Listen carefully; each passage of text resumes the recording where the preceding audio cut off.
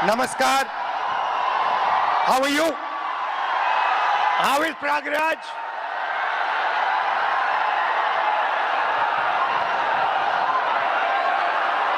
Thank you for this wonderful welcome. Thank you for this love and affection. ये शहर मेरी family का घर यहां होता था, तो यहां आकर मुझे बहुत खुशी होती है। ये नॉलेज का सेंटर भी हुआ करता था। एक ऐसा टाइम था when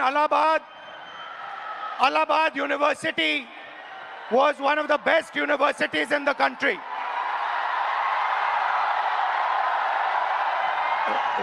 This evening, आज शाम मैं आपसे दर्द, डेटा और दौलत की बात करना चाहता हूं। आपका दर्द, आपका डेटा, मगर आपका धन नहीं, जो आपका होना चाहिए, उनका धन। इन तीन चीजों के बारे में मैं आपसे बात करना चाहता हूं। ये आप हो, आप भारत की शक्ति हो, भारत की शान हो, भारत की स्ट्रेंथ हो।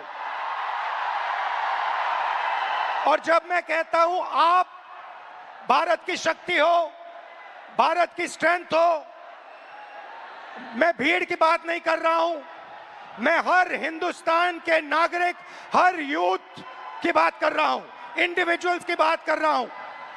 आप सब में इंटेलिजेंस है, इमेजिनेशन है, कैपेसिटी है, और अगर ये देश आगे बढ़ेगा तो आपके बल पे, आपकी स्ट्रेंथ पे इस देश का फ्यूचर बनेगा। हिंदुस्तान के पास सबसे बड़ा, दुनिया में सबसे बड़ा यूथ का पॉपुलेशन है।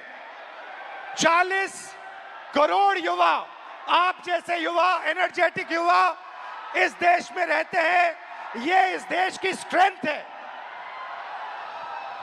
चाइना की बात होती है, अमेरिका की बात होती है, रशिया की बात होती है, इंडिया के यूथ के सामने, इंडिया के यूथ पोटेंशियल के सामने ये सब लोग कुछ नहीं है। 21वीं सदी में एक और चीज हुई है। 21वीं सदी में अगर देश प्रगति करता है तो दो चीजों के बल पे करता है। यूथ पोटेंशियल जो आप में है और डेटा जो आप क्रिएट करते हो। हिंदुस्तान के पास यूथ है और सबसे ज्यादा, दुनिया में सबसे ज्यादा डेटा हिंदुस्तान में है। 1 गीगाबाइट डेटा प्रति भारतीय प्रतिदिन इस्तेमाल करता है। और प्रगति होगी, फ्यूचर होगा, तो डेटा और आपके पोटेंशियल पे होगा। युवा plus data is equal to 21st century economy.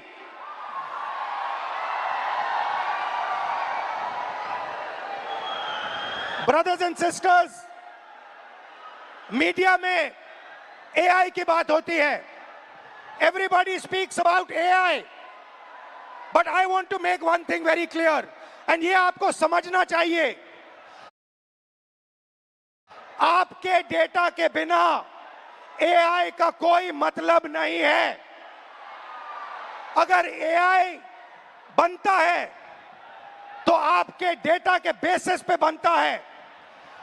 20वीं सदी में पेट्रोल और पेट्रोल इंजन देश को बनाता था।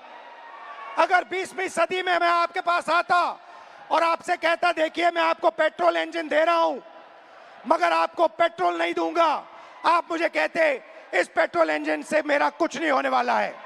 वैसे ही 21वीं सदी में डेटा से ही एआई बनता है। डेटा से आप एआई बना सकते हो, मगर एआई से आप डेटा पैदा नहीं कर सकते हो। और ये डेटा हिंदुस्तान का है और आपका है। आप इसको क्रिएट करते हो, ये आप बनाते हो, ये आपका इमेजिनेशन है, ये हिंदुस्तान की पूंजी है, स्ट्रेंथ है, एसेट है। मगर भाई और बहनों, डेटा आपका, यूथ पोटेंशियल आपका, मगर सिस्टम ने आपको चक्रव्यूह में फंसा रखा है। ये आप देखिए, आपको चक्रव्यूह में फंसा रखा है। भविष्य की बात करें, आप एजुकेशन लेते हो, लाखों करोड़ रुपए आपके परिवारों से लिया जाता है। इंजीनियरिंग, मेडिकल, पोस्ट ग्रेजुएट, जो भी आप पढ़ाई करते हो, आपके परिवारों से, आपके जेब से पैसा छीना जाता है, लाखों करोड़ रुपए लिए जाते हैं, और फिर आपको एक सर्टिफिकेट दिया जाता है। आपको कहा जाता है कि हाँ, आपको एजुकेशन सर्टिफिकेट मिल गया, बीए मिल गया, एमए मिल गया, एमएससी मिल गया, मगर इस सर्टिफिकेट का कोई मतलब नहीं है आज हिंदुस्तान में, क्योंकि यह सर्टिफिकेट आपको रोजगार नहीं दे सकता है। चाहे आप कुछ भी करें, यह सर्टिफिकेट हिंदुस्तान में आपको रोजगार नहीं देता है। आंकड़ा मैं आपको देता हूं,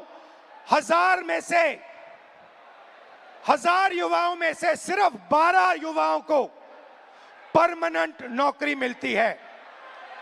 जहां तक डेटा की बात है, आपका डेटा छीन लिया जाता है।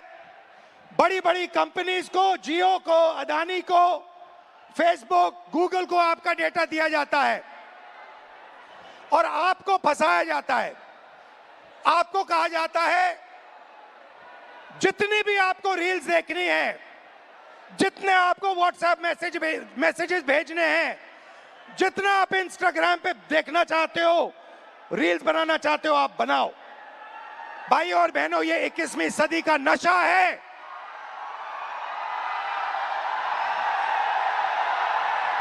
ये 21वीं सदी का नशा है।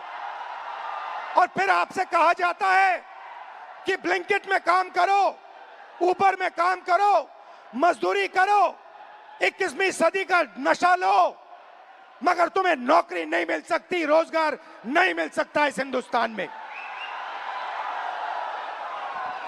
आइए एक युवा की आवाज सुने। ये जो बोलेंगे, ये आप सबके दिल में है। ये जो सवाल उठा रहे हैं, हिंदुस्तान का हर एक युवा यही सवाल पूछ रहा है, उठा रहा है। होता हम भी सीट खरीद लेते। आज मैं ब्लिंकिट में काम करता हूँ 10 घंटा, उसके बाद मैं पढ़ाई करता हूँ। इंडियन आर्मी का एग्जाम दिया, 1 नंबर से मैं बच गया। सीट खरीदता, मैं ब्लिंकिट में काम नहीं करता।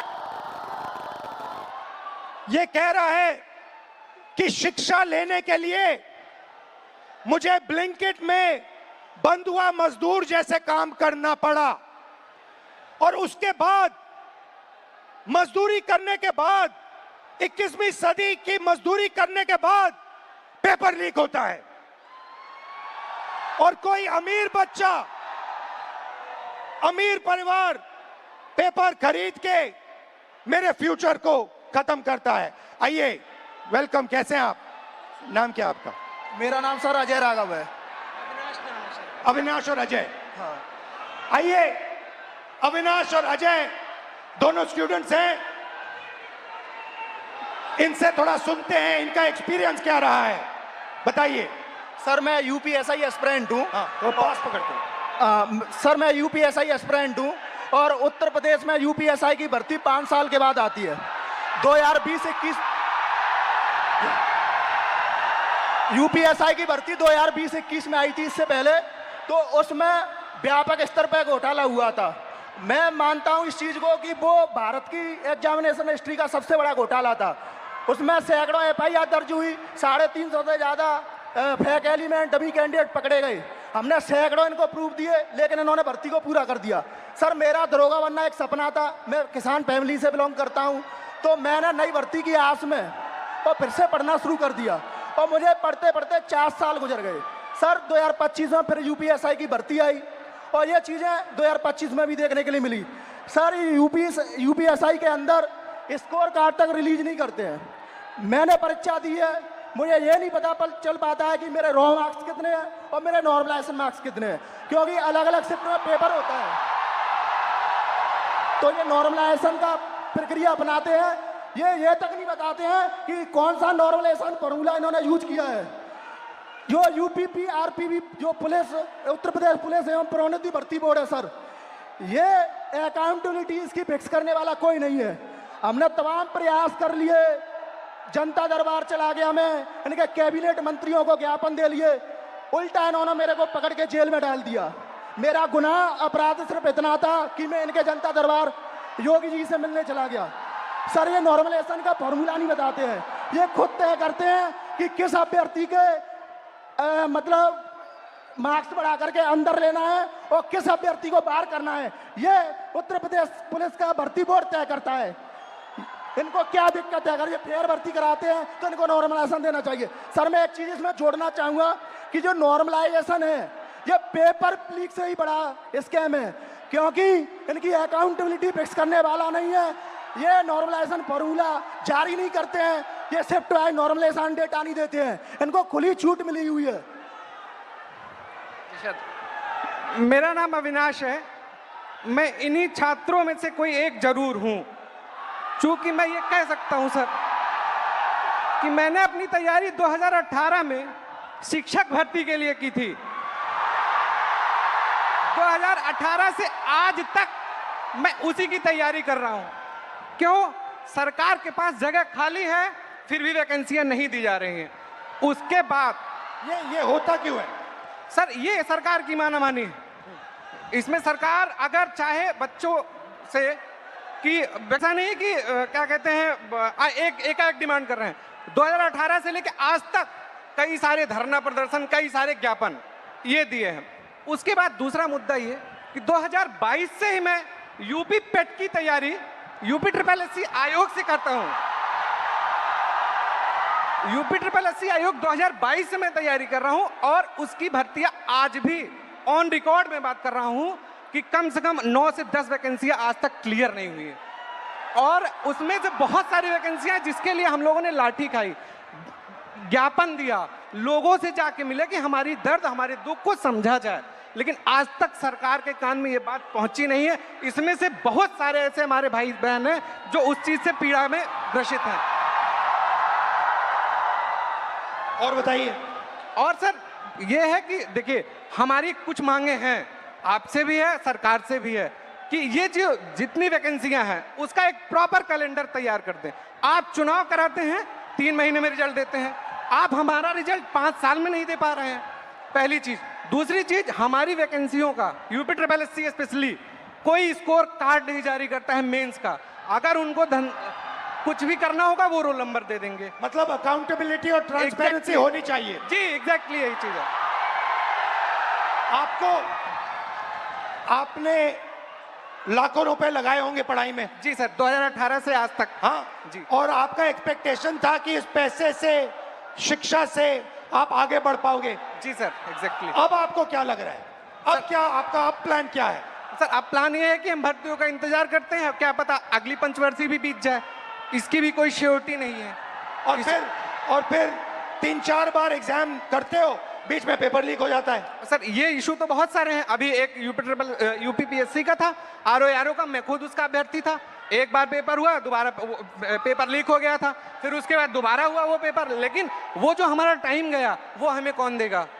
बिल्कुल, जो हमारा टाइम गया, हमारा पैसा। जब आपका पेपर लीक हुआ, आपको क्या फीलिंग आई? अंदर क्या लगा आपको, यार ये क्या हुआ, क्या करें, क्या? मतलब ये होता है ना सर, कभी कभी एग्जैक्टली मैं बता रहा हूँ, उस 10 बाई 10 के कमरे में कभी आप बैठ के सोचिए कि अगर हमारा पेपर लीक हो गया, हम किससे बात करें अपनी, किसको अपना मुंह दिखाएं कि यार अब मेरा इस बार नहीं हुआ, पेपर लीक हो गया, मैं किससे जाके कहूँ? और सालों आपने मेहनत की, घंटों आपने मेहनत की, और 1 सेकंड में पूरा खत्म हो जाता है। सर एग्जैक्टली यही चीजें होती हैं।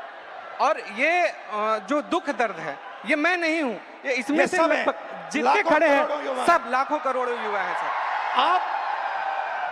आप हिंदुस्तान के शिक्षा के सिस्टम में बिलीव करते हो? सर प्रेजेंट टाइम में तो बिलीव हमारा नहीं है। नहीं है। नहीं है, एग्जैक्टली नहीं है। रीजन, अगर आज 2018 से मैं अब बेरोजगार टहल रहा हूं, कोई स्किल हमें दे दिए होते 2018-17 में, तो मैं कहीं प्राइवेट, फिर सेकेंडरी, इस प्रयागराज में या इस आसपास के इलाकों में हमें कोई ऐसा इशू नहीं है, ऐसे कोई मतलब रिसोर्सेज नहीं है कि मैं प्राइवेट काम कर सकूं, और काम करूं तो वो डेली वेजेस के हिसाब से बहुत कम हो जाएगा। ये आपका क्या है? ये टैटू क्या है? मेरा नाम है अच्छा, अविनाश। आपका नाम है, ठीक है। Thank you Avinash. और कुछ कहना चाहते हो? सर, उत्तर प्रदेश में ये पेपर लीक लगातार चल रहे हैं। जब से माननीय योगी आदित्यनाथ जी सरकार में आए हैं तब से मैं उंगलियों पे गिना सकता हूं सर। 2017 दरोगा भर्ती पेपर लीक, उसके बाद यूपी कांस्टेबल 2018 पेपर लीक, उसके बाद 2020-21 की यूपीएसआई भर्ती पेपर लीक, और 2022 का लेखपाल भर्ती पेपर लीक, और 2023 में आरओ एआरओ वो भी पेपर लीक, 2023 का कांस्टेबल भर्ती पेपर लीक, और ये स्कोर कार्ड नॉर्मलाइजेशन की धांधली वर्तमान में चल रही है। सर, मैं इन्हीं शब्दों के साथ आपका बहुत बहुत धन्यवाद करना चाहता हूं कि आप यूथ की आवाज़ उठा रहे हैं लगातार, और मैं सर आपसे आशा की उम्मीद के साथ देख रहा हूं आप इसी तरह हम यूथों की आवाज़ उठाते रहिए। हम आपके साथ पूरी तरीके से, ये जितना भी यहाँ पर स्टूडेंट दिख रहा है ये सब आपके साथ है, सिर्फ आपके लिए आया है sir. Thank you, thank you. तो आपने सुनी उत्तर प्रदेश के स्टूडेंट्स की आवाज। अब प्रॉब्लम क्या है मैं आपको बताता हूं। प्रॉब्लम है कि आप पढ़ाई करते हो, पैसा डालते हो, मेहनत करते हो, मगर रोजगार के सारे दरवाजे हिंदुस्तान में बंद पड़े हुए हैं, एक दरवाजा खुला नहीं है। दरवाजे कौन से हैं? पहला दरवाजा मैन्युफैक्चरिंग का। आज दुनिया में आपको मेड इन चाइना दिखेगा, मेड इन वियतनाम दिखेगा, मेड इन बांग्लादेश दिखेगा, मगर मेड इन इंडिया नहीं दिखेगा। इसका कारण है नोटबंदी और गलत जीएसटी ने हमारे मैन्युफैक्चरिंग सिस्टम को खत्म कर दिया है। जो छोटे व्यापारी रोजगार दिलवाते थे, जो पहले हिंदुस्तान में होता था, leather industry, textile industry, automobile industry, अलग अलग इंडस्ट्रीज में मैन्युफैक्चरिंग जो होती थी, वो सारा का सारा खत्म हो गया है। पहला दरवाजा बंद। दूसरा दरवाजा एंटरप्रेन्योरशिप का, जिसको स्टार्टअप इंडिया कहा गया। स्टार्टअप इंडिया में सबसे जरूरी चीज आप जैसे स्टूडेंट्स को बैंक लोन, छोटे बिजनेसेस को बैंक लोन, फाइनेंशियल सपोर्ट। भाई और बहनों, हिंदुस्तान के बैंक्स आप जैसे स्टूडेंट्स को 1 रुपया कभी नहीं देंगे। अंबानी अदानी को लाखों करोड़ रुपए देंगे, मगर आपको 1 रुपया नहीं देंगे। 90% स्मॉल और मीडियम इंडस्ट्रीज जो हैं, उनको बैंक लोन नहीं मिलता है। एंटरप्रेन्योरशिप का दरवाजा बंद है। तीसरा दरवाजा, जिसको हम कहते हैं सरकारी नौकरी का, जिसमें आप पेपर लीक का सामना करते हो, उस दरवाजे में भाइयों और बहनों 150 में से एक युवा निकलता है। अगर 150 युवा एग्जाम लेते हैं, सरकारी नौकरी ढूंढते हैं, एक युवा उसमें से निकलता है। पब्लिक सेक्टर, जो पहले 10 साल पहले 14 लाख युवाओं को यह रोजगार देता था, भाइयों और बहनों, पब्लिक सेक्टर को प्राइवेटाइज कर दिया गया है। पब्लिक स्कूल्स बंद कर दिए, पब्लिक अस्पताल बंद कर दिए, नवरत्न उठा के बेच दिए, बीएसएनएल बेच दिया, ऐसी कंपनियां बेच दी, पोर्ट्स, एयरपोर्ट्स, सारा का सारा अदानी जी को पकड़ा दिया। इसीलिए पब्लिक सेक्टर बंद है। और आखिरी होप जो आपका था, corporate jobs, IT, back office, transcription, software, जिसमें पहले हिंदुस्तान के युवाओं को रोजगार मिलता था, वो दरवाजा भी भाइयों और बहनों आपके डेटा का प्रयोग करके एआई से यह भी दरवाजा बंद किया जा रहा है। तो सच्चाई है कि पांचों दरवाजे आपके लिए बंद हैं और इसीलिए आपको भयंकर दर्द हो रहा है। भाइयों और बहनों, मैं सिस्टम की बात कर रहा हूं। यह सिस्टम क्या है और यह सिस्टम को कौन चलाता है?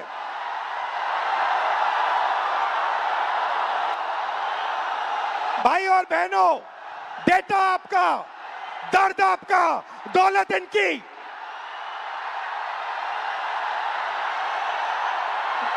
दर्द आपका, डेटा आपका, दौलत इनकी। यह सिस्टम है। अंबेडकर जी ने कहा था सोशल, पॉलिटिकल, इकोनॉमिक। ये देखिए, ये है इकोनॉमिक, पैसा, अदानी। इनकी आमदनी 10 साल में 30 गुना बढ़ी है। ये पहले ग्लोबल रिच लिस्ट में 600 नंबर पे हुआ करते थे, 10 साल के अंदर ये दूसरे नंबर पे पहुंच गए। ये पूरे सिस्टम को फाइनेंशियल सपोर्ट देते हैं। बीच में पॉलिटिकल, मोदी जी, अमित शाह जी। बीजेपी का बैलेंस 150 करोड़ रुपए का होता था बैंक में, आज इनका बैंक बैलेंस 10,000 करोड़ रुपए का है। 10,000 करोड़ रुपए का एक पॉलिटिकल पार्टी का बैंक बैलेंस। नरेंद्र मोदी जी आपका ध्यान भटकाते हैं और पॉलिटिकल सिस्टम चलाते हैं। वोट चोरी होती है, वोटर लिस्ट में ब्राजील की औरतें आती है। और तीसरा, आपके सोच पर कंट्रोल, जो इलाहाबाद यूनिवर्सिटी में किया गया है, आरएसएस के वाइस चांसलर्स बैठा के हर संस्था में प्रचारक, ब्यूरोक्रेसी में प्रचारक, फोर्सेस में प्रचारक, मीडिया में प्रचारक, जुडिशरी में प्रचारक, पैरामिलिट्री में प्रचारक, यूनिवर्सिटी कॉलेजेस में प्रचारक। सोच को कंट्रोल करने का तरीका यह है सिस्टम। भाई और बहनों, मोहन भगवत, नरेंद्र मोदी जी, अमित शाह जी और अदानी जी, इस सिस्टम ने रोजगार खत्म किया। इस सिस्टम ने यूनिवर्सिटीज को कैप्चर किया। इस सिस्टम ने आप पर आक्रमण किया है। मगर इस अंधेरे में आप लोगों ने लाइट चला दी। ये देखिए, इस अंधेरे में आपने वो करा जो आपके माता पिता नहीं कर पाए। वो अपने डर का सामना नहीं कर पाए, मगर हिंदुस्तान के स्टूडेंट्स, हिंदुस्तान के युवाओं ने अपने डर का सामना किया और देश को बदल दिया। आपने अपनी आवाज रखी, नफरत के साथ नहीं, मोहब्बत के साथ आपने अपनी आवाज रखी। आइए हम आपकी आवाज सुने। नमस्कार, आपका नाम? नमस्कार। और मैं पटना यूनिवर्सिटी से हूँ। नमस्कार। आप? मेरा नाम हिमांशु कुमार हुआ। हिमांशु जी जी जी। शिफत फैज, इलाहाबाद यूनिवर्सिटी LLB। नमस्कार सर, मेरा नाम कुणाल पांडे, मैं इलाहाबाद विश्वविद्यालय से। शाबाश, वेलकम आप सबका। मैं आपसे आज, अभी मैंने कहा कि अंधेरे में आप लोगों ने लाइट दिखा दी, अंधेरे में आप लोगों ने टॉर्च दिखा दी और आपने प्यार से किया, मोहब्बत से किया, नफरत से नहीं किया, क्रोध से नहीं किया, हिंसा से नहीं किया। तो ये पूरी भीड़ आपका एक्सपीरियंस सुनना चाहती है। आपने क्या सहा, आपने क्या किया, थोड़ा बताइए, एक एक करके बताइए। साथियों, जो 22 जुलाई को पटना में बिहार बंद का कॉल था, हम लोग राजभवन मार्च कर रहे थे और वहाँ एक चीज़ हमें एहसास हुआ कि पुलिस ऐसे मौके की तलाश में थी कि वो हम पे लाठी भी चार्ज कर ले, उन पे इल्ज़ाम ना हो। जब हम राजभवन से थोड़ी देर पहले पहुँचे, वहाँ पे पुलिस वाले थे बिना बैच के, और लाठी की जगह पे वो बैम्बू लिए हुए थे। उनसे जब पूछा गया आपका बैच कहाँ है, तो वहाँ से अधिकारी पूछते हैं कि आप कौन हो पूछने वाले। मैं बताता हूँ तो कहते हैं इससे क्या होगा। हमने कहा सर इतने बच्चे मरे, उनका जवाब कौन देगा। कहते हैं वो तो चले गए, अब क्या तुम भी जाना चाहते हो। मैंने कहा सर वो तो चले गए, लेकिन अब बदलने का वक्त आ गया, क्योंकि अब नहीं बदलेगा सर, कभी नहीं बदलेगा। हम छात्र युवा देश के भविष्य हैं। उसके बाद वो वाटर कैनन चलाने लगते हैं जिससे हमें फर्क नहीं पड़ता है। उसके बाद वो लाठी चार्ज करते हैं, जिससे उनका टारगेट था या सर पे मारो या पैर में। उन्होंने मेरे पैर पे बहुत मारा, मैं गिर गया। उसके बाद वो लाठी चार्ज करने लगे, स्टोन चलाने लगे, आंसू गैस। और एक बात मैं आपको बता दूं, जब मैं गिर गया उसके बाद जो डीएसपी हैं वो आके दोबारा मेरे पेट पे मार दी, जबकि मेरा लेग डैमेज था। कुछ छात्र मुझे वहाँ से उठा के ले जाते हैं, साइड रखते हैं। पुलिस वाले आगे कहते हैं ये छात्र थोड़े है, इसको तो जेल भेजना चाहिए। इवन वो एम्बुलेंस नहीं आने देते हैं। मुझे 3 इडियट की मूवी की तरह स्कूटी पे हॉस्पिटल ले जाना पड़ता है। बीच में आ जाओ, बीच में आ जाओ। जैसे सर मैंने बताया कि वो एम्बुलेंस तक नहीं आने देते हैं। हमें 3 इडियट के स्कूटी की तरह मुझे स्कूटी पे हॉस्पिटल ले जाया गया है। और नेक्स्ट डे जब फिर मैं हॉस्पिटल जाता हूँ, मुझे डिटेन किया जाता है। मेरे पैर में बैंडेज लगा था, 15 घंटा मुझे थाने में बंद करके रखा गया। और जितने फोटो थे सबसे मुझे मिलाया गया। नाम पूछा गया, जब मैं नाम बताया तो इंचार्ज कहती है इसको तो मुझे लगता है कहीं देखा है। मैंने कहा मैम मैं नॉर्मल स्टूडेंट हूँ, मेरे ऊपर एक भी FIR साइन करवाया गया। उसके बाद हमारे एड्रेस पे डिटेन करने के लिए छापे पड़ रहे हैं। हम छात्र हैं, देश के भविष्य हैं, और आज आप हमारे पर अत्याचार कर रहे हैं। हम क्या कह रहे हैं, हमें तो नौकरी चाहिए। हम पहले नौकरी के लिए आंदोलन करें, फिर एग्जाम के लिए आंदोलन करें, फिर रिजल्ट के लिए आंदोलन करें, और फिर पेपर लिखे उसके लिए आंदोलन। हम छात्र हैं या आंदोलन जीवी है, हम छात्र हैं। और आप हमसे वोट लेते हैं तो सर सर कहते हैं, भैया भैया कहते हैं। आज हमें कहते हैं कि हम कॉकरोच हैं। सर हम देश के जेनजी हैं, और आज आपका सत्ता है, कल हम पलट भी सकते हैं। लेकिन ये गलतफहमी मत रहिएगा मोदी जी, हम बिहारी हैं, ठीक है। और मैं एक बात बता दूं, आप मुझे जितने तमगे देते, मैं स्वतंत्रता सेनानी परिवार से आता हूं, और ये लड़ाई के लिए कल भी मुझे लड़ने पड़ी तो मैं देश के लिए अपनी जान न्यौछावर कर दूंगा, लेकिन छात्रों के हक के लिए हमेशा लड़ते रहूंगा।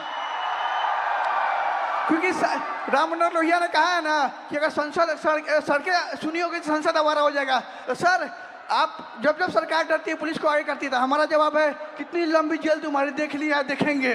ठीक है, शाबाश।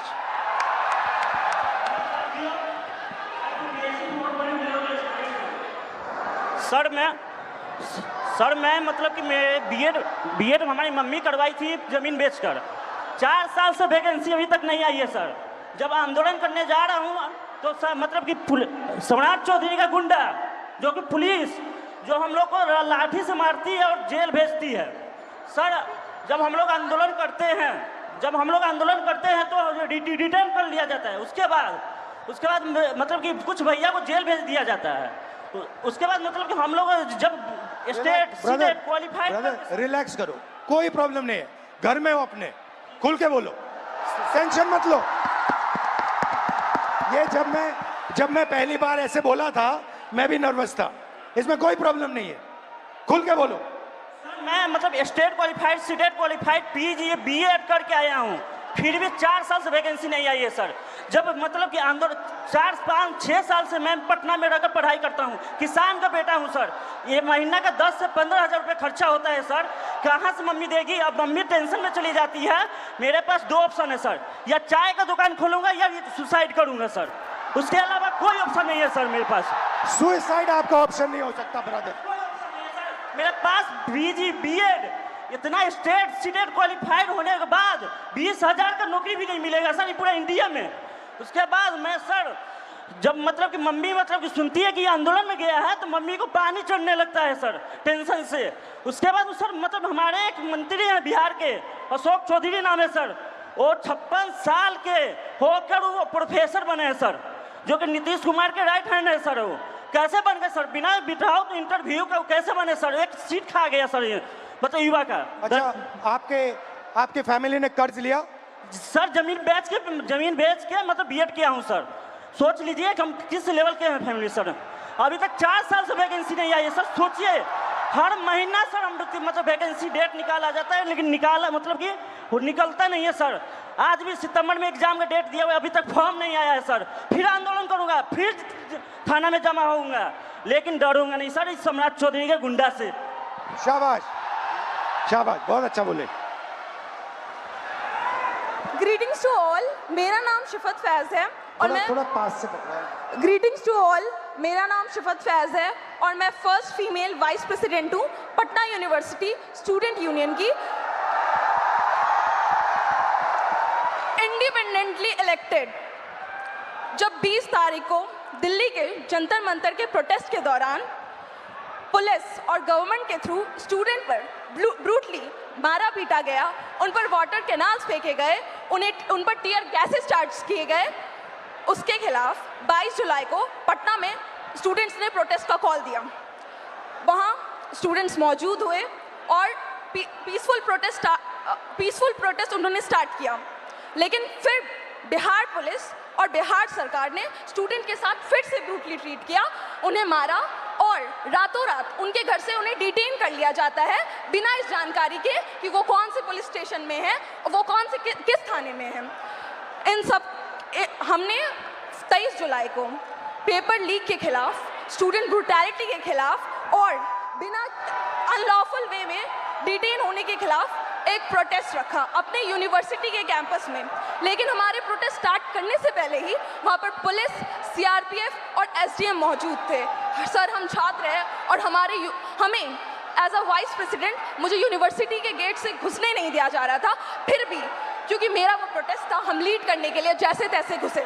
हमारे कुछ फेलोज जो प्रोटेस्ट ज्वाइन करने आ ही रहे थे, उन्हें पुलिस गेट से ही भगा देती है और कुछ फेलोज को लाठी चार्ज कर डिटेन कर लेती है बिना किसी मेडिकल ट्रीटमेंट के। उनका सर 10 से 12 घंटा फूटा रहता है पुलिस स्टेशन पे।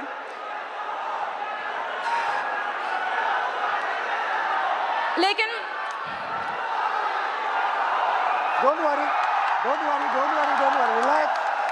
लेकिन उस रात हमें छोड़ दिया जाता है, लेकिन अगले सुबह से बिहार की सड़कों पे जो स्टूडेंट प्रोटेस्ट नहीं भी कर रहे थे उन्हें उठा लिया जाता है लाइब्रेरी से, उनके घर से, बिना किसी पुलिस वारंट को।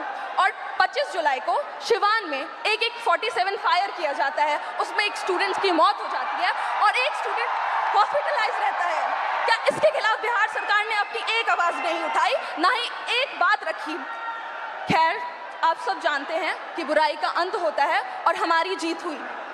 25 जुलाई को जब आप लोग धर्मेंद्र प्रधान की इस्तीफा की खुशी मना रहे थे, तब बिहार के छात्रों में अलग सा डर और भय मौजूद था। उन्हें कहीं से भी कभी भी अरेस्ट कर डिटेन कर लिया जाता और उन्हें किस पुलिस स्टेशन में भेजा जाता, इसका कोई अता पता नहीं है। चलिए अब हम बिहार के महिला शिक्षा व्यवस्था पर बात करते हैं। जब एक बिहार की लड़की अपने पढ़ाई के लिए लड़ती है तो सबसे पहला लड़ाई उसका उसके घर वाले से होता है।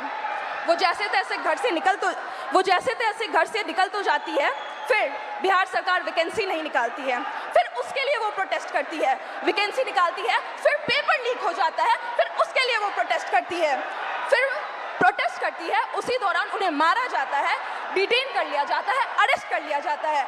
हम स्टूडेंट हैं, कोई प्रोटेस्टर नहीं है, और फिर बिहार सरकार इसी चक्रव्यूह में हमें छोड़ देती है। खैर, यही है हमारे बिहार का शिक्षा व्यवस्था। और सर, हमारा गवर्नमेंट से यही अपील है कि अगर आपको लगता है कि हम आपकी डिटेन और अरेस्ट से डर जाएंगे तो ये आपकी गलतफहमी है। और सर, कल को अगर आप गवर्नमेंट रूलिंग पार्टी बने तो हमें ये एक्सपेक्ट है कि जैसे आप आज स्टूडेंट्स के खिलाफ, स्टूडेंट के साथ खड़े हैं, वैसे कल भी खड़े रहे। बिल्कुल बिल्कुल सर, आपसे यही उम्मीद है। थैंक यू, शाबाश। सर, सबसे पहले इलाहाबाद विश्वविद्यालय और पूर्वांचल के हमारे हजारों छात्रों की तरफ से आपको धन्यवाद सर। और सर, मैं सर इलाहाबाद विश्वविद्यालय लॉ फैकल्टी का छात्र हूँ सर, और हमारे यहाँ समस्याओं का अंबार लगा पड़ा है सर। हमारे लॉ फैकल्टी में सर जो लाइब्रेरी है उसमें सर पूरी पानी आती है, मतलब बाढ़ आता है सर। और जब लाइब्रेरी बंद कर दी जाती है, जब हम लोग पूछते हैं कि सर लाइब्रेरी बंद क्यों, तो कहते हैं उसमें करंट का पानी दौड़ता है, बेटा आप बाहर रहो। मतलब सर हमारा बुक जो आता है सर वो हज़ारों की आती है, हम लोग सर पूरी बरसात सीजन में सर हम लोग उस बुक को एक्सेस नहीं कर सकते हैं सर। और हमारे साथी जो सर प्रोटेस्ट पे बैठे हुए पिछले 1 महीने से सर, तो उन्होंने जब उनकी सर बहुत बेसिक मांगे सर, जो एक ह्यूमन के लिए सर जो चाहिए सर, उनको सर प्रॉपर सैनिटेशन के लिए सर जो प्रॉपर वॉशरूम साफ पानी चाहिए छात्र संघ के लिए, और उन्होंने 400% सर फीस वृद्धि किया है सर। यहाँ हमारे पूर्वांचल के हजारों साथी हैं सर, उनसे पूछिए, उनके बिल्कुल सर 400% सर इका बैग, उनसे पूछिए सर, हमारे घर के सर जो मैक्सिमम इनकम होती है सर 70% से ज़्यादा लोगों के पास वो 8,000 रुपये है सर, और हमारे जो हॉस्टल की फैसिलिटीज़ और फीस है सर वो 30-30 हज़ार रुपये कर दी गई है, पूरे देश भर में सबसे महंगी सर, सबसे महंगी। इवन उनको जो हमारे जो संघ के आका ऊपर के बैठे हुए सर, उनका कार्यक्रम विश्वविद्यालय में होगा, लेकिन हम बच्चे अगर जा करके कहें कि मैम, या फिर हमारे जो DSW सर है उनसे कहें कि हमारा डिबेटिंग सोसाइटी है, कुछ कल्चर है, आप एक प्रोग्राम करवा दो, तो हमको सर 15-20 ज्ञापन देने पड़ते हैं। उसके बाद भी हमें मिलती है सिर्फ ताने कि तुम लोग मतलब कुछ नहीं करो। पानी के लिए सर जब हम लोग DSW कार्यालय गए, उनसे कहें कि सर वाटर कूलर में कीड़े आते हैं, तो वो कह रहे हैं कि विश्वविद्यालय पानी पीने की जगह नहीं है, आप घर से पानी लेकर के आओ, यहाँ पे पानी नहीं पिया जाता है, आपको जो भी करना है बाहर करो। सर 24 घंटे हम लोग गए कि लाइब्रेरी को आप 24 घंटे ओपन करो, हम लोग पढ़े, तो वो कह रहे हैं कि 8 घंटे करते हैं, उसको किए, फिर उसके बाद वो कह रहे हैं कि 24 घंटे लेकर पढ़ कर क्या करोगे, कौन सा कलेक्टर बनना है तुमको, आप बताइए सर। अब हमारे इलाहाबाद से सर, इलाहाबाद विश्वविद्यालय से सर इतने सारे प्रधानमंत्री निकले, इतने मुख्यमंत्री निकले, और वहीं पे छात्र संघ को सिर्फ इसलिए बंद कर दिया गया है क्योंकि गरीब घर के लड़के कभी भी राजनीति में ना आ पाए और बड़े घर के लड़के आकर के जो है सो उसको सत्ता संभाले। हम लोग हमेशा सर गुलामी करें, हमारी मानसिकता ऐसी बना दी जा रही है, और अगर आप कुछ भी बोलो तो उनके से संघ के गुंडे पाल रखे हैं। अभी 2 दिन पहले की बात है सर, आपने भी कमेंट किया था उस पर सर, आपकी आवाज़ उठाए हमारे लिए सर, फिर से धन्यवाद सर। हमारे साथी आशुतोष मौर्य, सौरभ गहरवाल, शिवम यादव, ये लोग बैठे थे सर, हम लोगों पे सर पीछे गेट से जो उनके जो प्रॉक्टर सोकल जो गार्ड उनके होते हैं, जिनमें किन्हीं का नेम प्लेट नहीं लगा सर, हम लोग अगर 10 बार आन जान करेंगे, हमें 10 बार दिखाना, उनमें से किन्हीं का नहीं है सर। वो पीछे वाले गेट से सर कम से कम 60 से अंदर लड़के भेजे, और उसके बाद वो आए और बर्बत्ता से हमसे झगड़ा हुआ सर, हम लोगों से सर, मतलब उनकी हाथापाई, मतलब हम लोग बैठे थे, हमारा सारा सामान छीन लिया गया, हम लोग को भगा दिया गया, हम लोग को मजबूरन सर वहाँ पे पीछे पुलिस भी खड़ी थी सर, हमारे यूनिवर्सिटी की थाना है सर, 2 पुलिस वाले पीछे खड़े हैं, और वो 2 लोग थे सर। और दिन जब हम लोग रहते हैं तो वहाँ पे सर 3-3 गाड़ियाँ आकर के लगती है, ऐसे लगता है कि हम लोग कोई आतंकवादी बैठे हैं, अंदर जा करके क्या ही कर लेगा ये लोग। और सर उसके अलावा सर हेल्थ फैसिलिटी पे हम लोग आते हैं तो उसके लिए आप आवाज़ उठाए तो बोलता है कि सरकार बाहर रखा है ना, बाहर जाओ आप। हमारे पास सर मतलब कहने को वहाँ पे शिक्षा से लेकर के सर जो नियुक्तियाँ जो होती हैं सर वो ट्रांसपेरेंट नहीं है। आप सवाल करोगे आपकी डिग्री रोक दी जाएंगी। अभी हमारे साथियों पे सर मुकदमे कर दिए गए, अभी हम दोनों यहाँ पे हैं, हो सकता है कल पे हम दोनों पे मुकदमा होगा।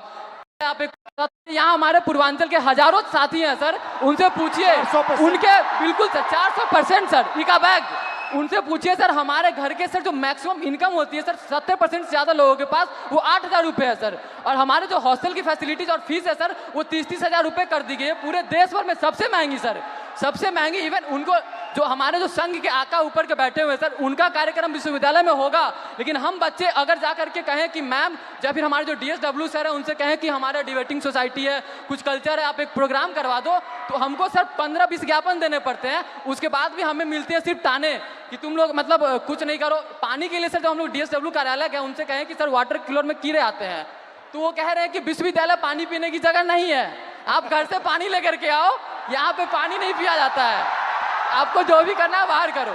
सर 24 घंटे हम लोग गए कि लाइब्रेरी को आप 24 घंटे ओपन करो, हम लोग पढ़े, तो वो कह रहे हैं कि 8 घंटे करते हैं, उसको किए, फिर उसके बाद वो कह रहे हैं कि 24 घंटे लेकर पढ़ कर क्या करोगे, कौन सा कलेक्टर बनना है तुमको, आप बताइए सर। अब हमारे इलाहाबाद से सर, इलाहाबाद विश्वविद्यालय से सर इतने सारे प्रधानमंत्री निकले, इतने मुख्यमंत्री निकले, और वहीं पे छात्र संघ को सिर्फ इसलिए बंद कर दिया गया है क्योंकि गरीब घर के लड़के कभी भी राजनीति में ना आ पाए और बड़े घर के लड़के आकर के जो है सो उसको सत्ता संभाले।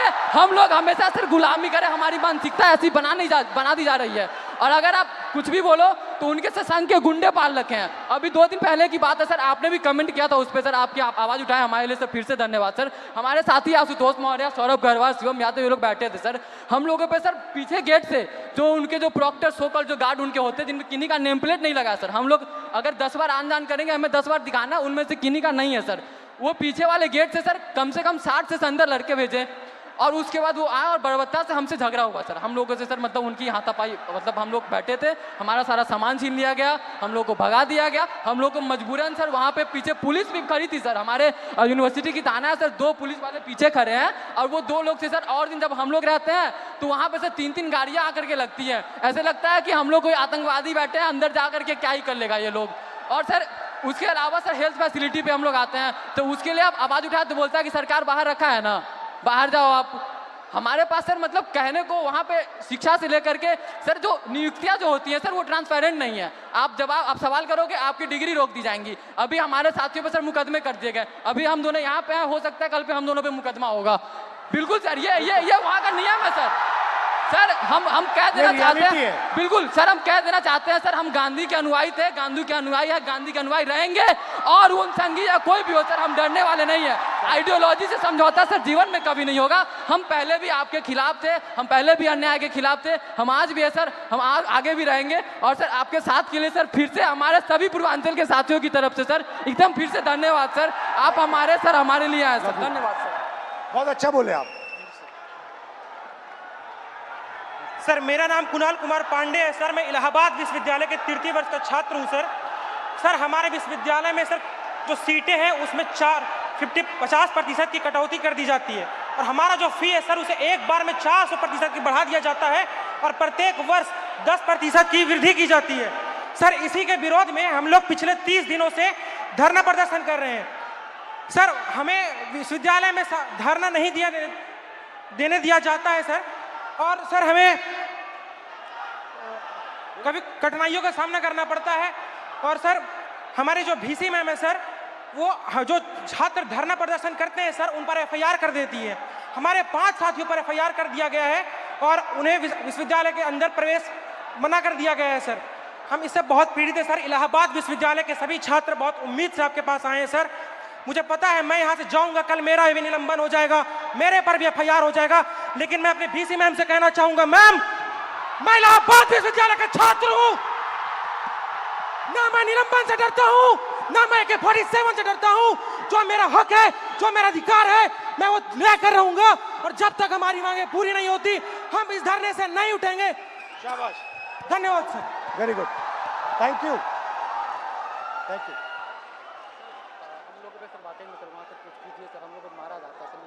अब मुझे बुला लो, मैं आ जाऊंगा।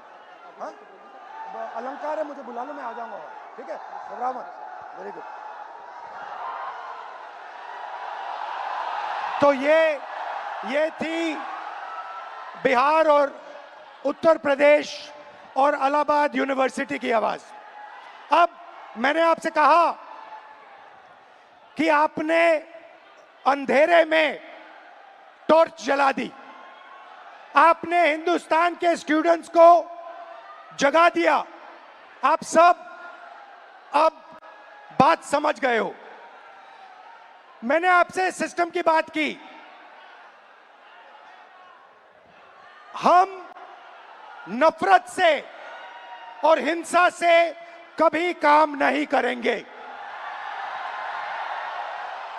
हिंदुस्तान का कल्चर सत्य और अहिंसा का है, नफरत का नहीं है। और एक भी स्टूडेंट के दिल में नफरत नहीं होनी चाहिए, सिर्फ मोहब्बत होनी चाहिए।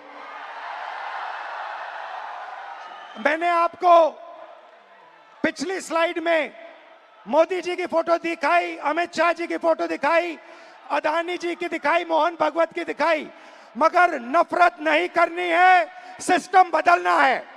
प्यार से, मोहब्बत से, नफरत से नहीं। सिस्टम को खत्म, टाटा बाय बाय करना है। आप सबका दिल से बहुत बहुत धन्यवाद, इस रिस्पांस के लिए धन्यवाद। और जो आप प्रोटेस्ट कर रहे हैं, जो आप अपने हक की लड़ाई लड़ रहे हैं, उसको आप करिए। मैं आपके साथ उसमें खड़ा हूं, खड़ा रहूंगा।